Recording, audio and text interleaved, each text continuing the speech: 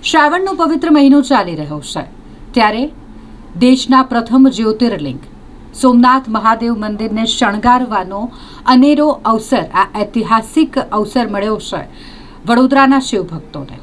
વડોદરાના સ્વેજલ વ્યાસ સહિતના ઘણા બધા શિવભક્તો જેઓ સોમનાથ મહાદેવના મંદિરે પહોંચ્યા છે અને શ્રાવણનો પ્રથમ સોમવાર જેનું ખૂબ જ મહત્વ હોય, શ્રાવણના પ્રથમ સોમવારે દેશના પ્રથમ જ્યોતિર્લિંગ સોમનાથ મહાદેવ મંદિરને અલગ અલગ ફૂલોથી તેઓ દ્વારા ઐતિહાસિક શણગાર કરવામાં આવ્યો છે।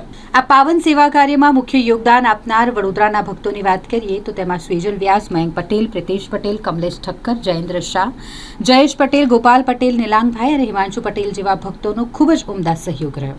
આ તમામ શિવપ્રેમીઓએ ભક્તિભાવપૂર્વક મંદિરના શણગાર સાથે સોમનાથ મહાદેવના ધ્વજારોહણનું પણ પવિત્ર સૌભાગ્ય પ્રાપ્ત કર્યું। આ શણગારના વિશેષ તથ્યો વિશે વાત કરીએ તો આ મંદિરને શણગારવામાં 52,000 ગુલાબના રંગબેરંગી ફૂલોનો ઉપયોગ કરવામાં આવ્યો છે। 15 પ્રકારના અલગ અલગ કટ ફ્લાવર્સનો ભવ્ય સમન્વય અને જેનાથી મંદિર શણગારવામાં આવ્યું છે, જેમાં 1500 કિલો ઓરેન્જ અને પીળા ગલગોટાના ફૂલોનો ઉપયોગ થયો છે। 35 કારીગરોની નિષ્ણાંત ટીમ દ્વારા અવિરત 18 કલાકની મહેનત અને આ મહેનતના પરિણામ સ્વરૂપ સોમનાથ મહાદેવનું મંદિર તેઓ દ્વારા ઐતિહાસિક શણગારવામાં આવ્યું છે।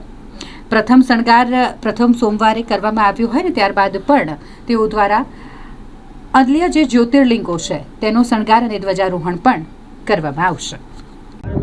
જય સોમનાથ। શ્રાવણ માસના પ્રથમ સોમવારે સોમનાથ મહાદેવ જ્યોતિર્લિંગનો મંદિરનો આખો ફૂલોનો શણગાર વડોદરાના શિવ ભક્તો દ્વારા કરવામાં આવે છે। ત્યારે 52,000 ગુલાબના રંગબેરંગી ફૂલ સાથે 1500 કિલો યલો અને ઓરેન્જ ગોટા, 15 અલગ અલગ જાતના કટ ફ્લાવરનો ઉપયોગ કરીને 36થી પણ વધારે કારીગરો 18 કલાકની મહેનત બાદ આખા મંદિરનો ભવ્ય શણગાર કરવાનું જે સૌભાગ્ય છે વડોદરા શહેરના શિવભક્તોને, ભોલે ભક્તોને, ચાહે મયંકભાઈ હોય, કમલેશભાઈ હોય, જયેશભાઈ હોય, લાલા કાકા હોય, તમામ શિવભક્તોના સહયોગથી, પ્રિતેશભાઈ શાહભાઈ હોય, તમામ શિવભક્તોના સહયોગથી મંદિરનો ભવ્ય શણગાર થયો છે।